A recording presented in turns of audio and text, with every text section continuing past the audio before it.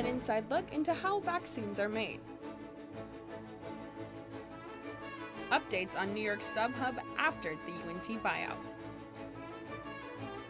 And a day of celebration for all chocolate lovers. Broadcasting live from the University of North Texas, this is ntTV News at Noon.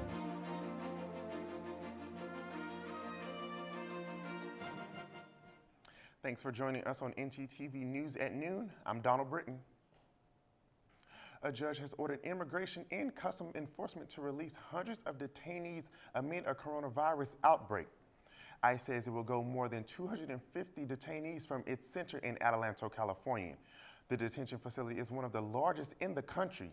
Officials say 238 people at the center have contracted the virus as of Tuesday. The American Civil Liberties Union sued over the conditions at the facility. The judge ruled that the outbreak posed, quote, an unreasonable risk to each detainee's safety. An ICE senior official called the court order overreaching and warned that it placed the public at risk. Right now, there is no FDA-approved vaccine for COVID-19, but researchers are racing to make one. So what goes into making a vaccine? CNN's Mandy Gaither explains in today's Health Minute. It's a complicated process. Each step of creating a vaccine involves a lot of small details, each of which take time. And at the end of the day, that's really what you want, a vaccine that not only is efficacious, but also is safe. Dr. Jennifer Pancorbo knows all about vaccines in her role at NC State's Biomanufacturing Training and Education Center. She says the first step is design.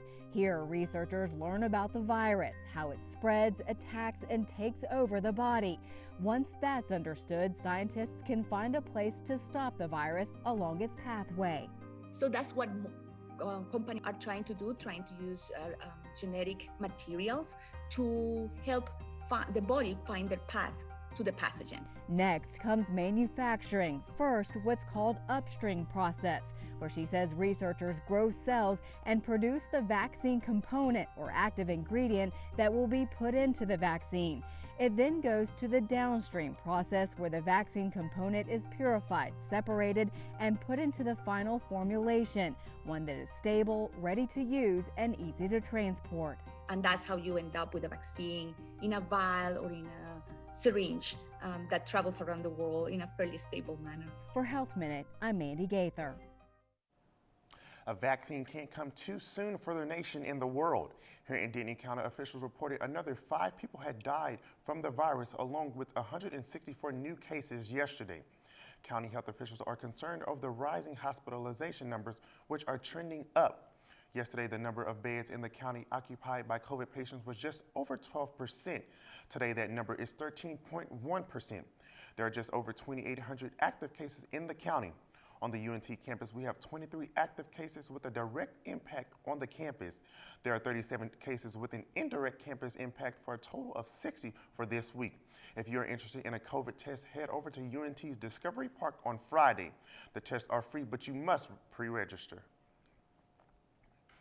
Outside, things are still looking cloudy and the rain has more than overstayed its welcome. Let's turn now to Elizabeth, who is live for our first look at weather.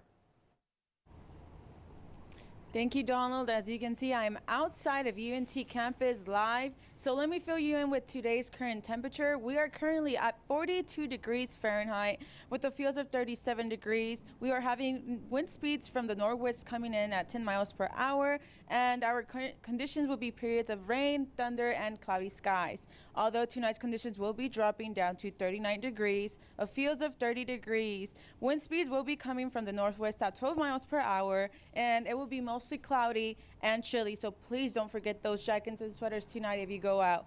Now for tomorrow's conditions, they will be rising up to 55 degrees and it feels of 37 degrees. Now don't let that trick you. We will be having very high winds at 20 miles per hour, so be really safe on the road, okay guys? Well, that's all we have for right now. Back to you, Donald.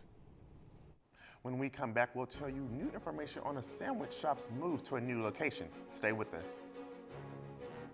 Your vote in our democracy.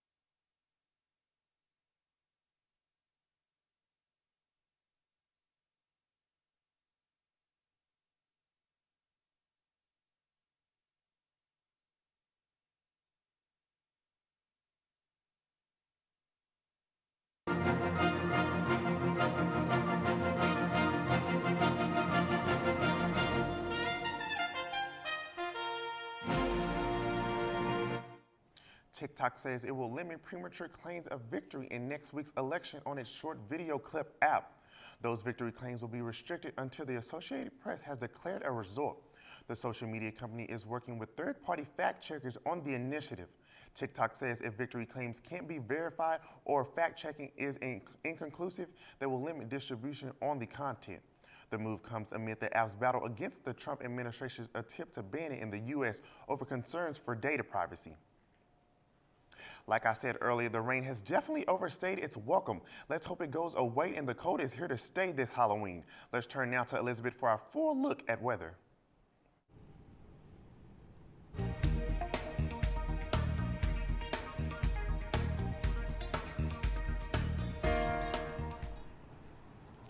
All right, so across the North Texas, we will be having highs of 30s and 40s. So we'll be having Bowie at 37 degrees, Graham at 38 degrees, and Dallas at 43 degrees. Now, across the North Texas, will be having a little bit of 30s and 40s and 50s, just a little of everything.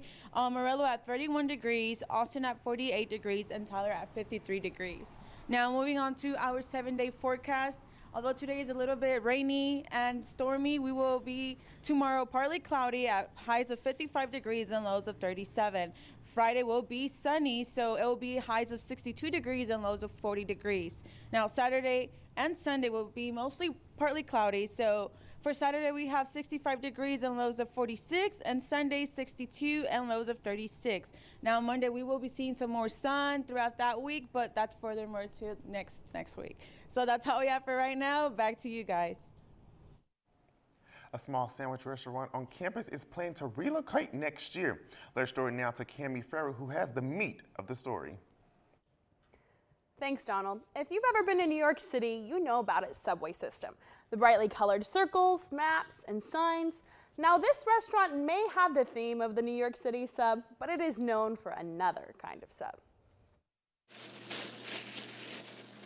A small sub sandwich shop is a classic hit among UNT students. New York Sub Hub has been on campus since 1980.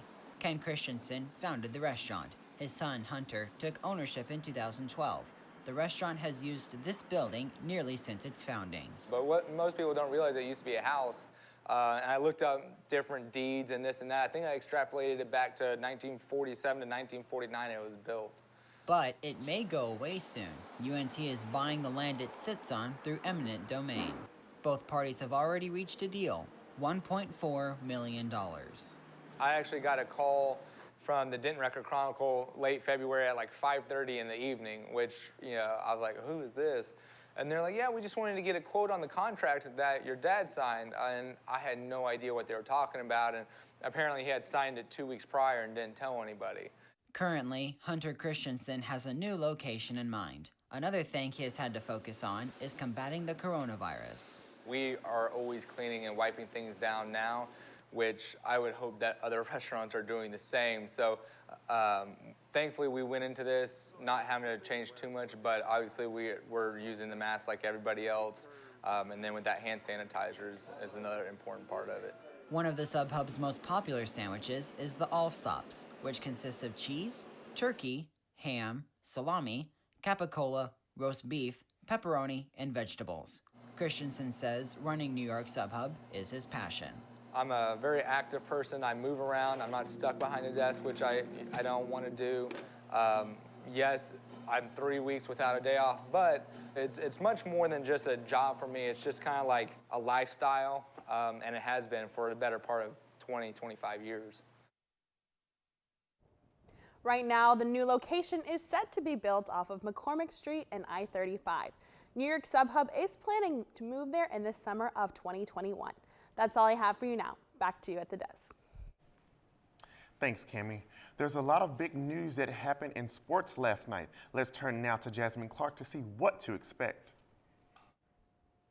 Coming up, I'll fill you in on the World Series champs and which game cancellation is causing a fuss.